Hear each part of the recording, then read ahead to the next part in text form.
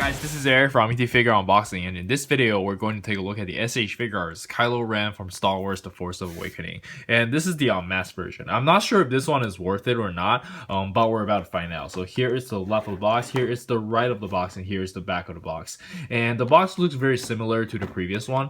I mean like the mask version, except for it's not a window packaging, it's the Tamashii web exclusive. But anyways, let's bust this thing open and see. Alright, so here we have the figures still near the packaging, and my first impression is that it looks really good. I think they've nailed the head sculpt, but I think everything else is the same. And let's check out the figure itself. So here we have the figure itself, and like I mentioned earlier, this is pretty much exactly the same as the previous Kylo Ren in terms of the sculpt and the articulation, except for some minor modifications on the hood and the neck.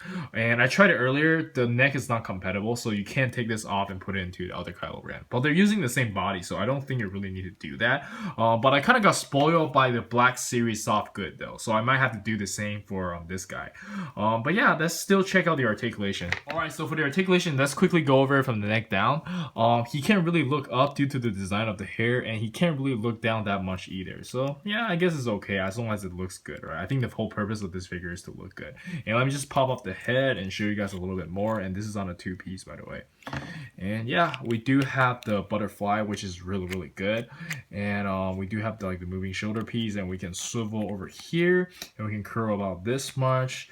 And the ab crunch is really good. It's on a really big ball joint, so you can move it like that. You know, you just gotta hide the gap a little bit with a belt. You can bend backwards about this much, bend forward about this much. And I really don't like this, and I think that's why a lot of people just buy the Black Series one and change it. It's on a softer material, but it still feels very hindering. And you do have the older pull down joints on the hip over here. Just like pull that down, gives you a little bit more range, and it feels a little bit loose, but I think it's okay. And you can bend his foot about this much, which is really hard to do without a cloth cape, obviously. And you do have like some ball joints over here, so you can do like side-to-side pivot. And you do have the toe hinge, and that's it for the articulation. And let's jump straight into the accessories. Before we jump into the accessories, I play around with the neck joint a little bit.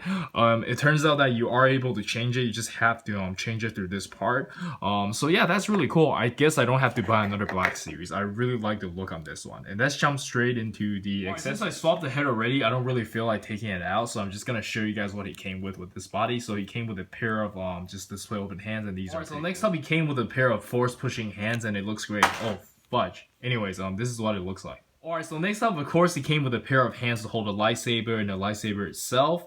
And yeah, that's pretty cool. I love it. So next up, he came with one right hand that's holding the helmet, and it's very nicely detailed. And this is actually like hollow or empty in there. Let's check out what that looks like. So here we have him holding the helmet, and I think it looks great. Alright, so lastly, he came with his grandfather's helmet, and it looks really good, very nicely sculpted. But to be honest, I'm not sure what I'm gonna use this for.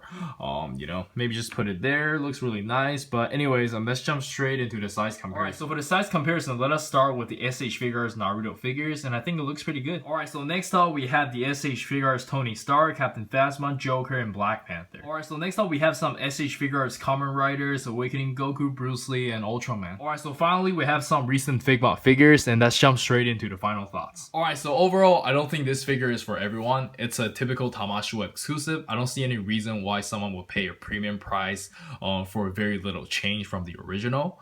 I just don't think they differentiate enough from the original that it justifies the high price point. But I'm a really big, sucker for the head sculpt. I just gotta have it. Like, if they didn't make this one, I might consider getting the Mafex one. But anyways, I think that's it from me, and do let me know in the comments what you guys think. But I do think it looks good. Don't forget to like and subscribe, and this is Eric. I'll see you guys next time. Peace.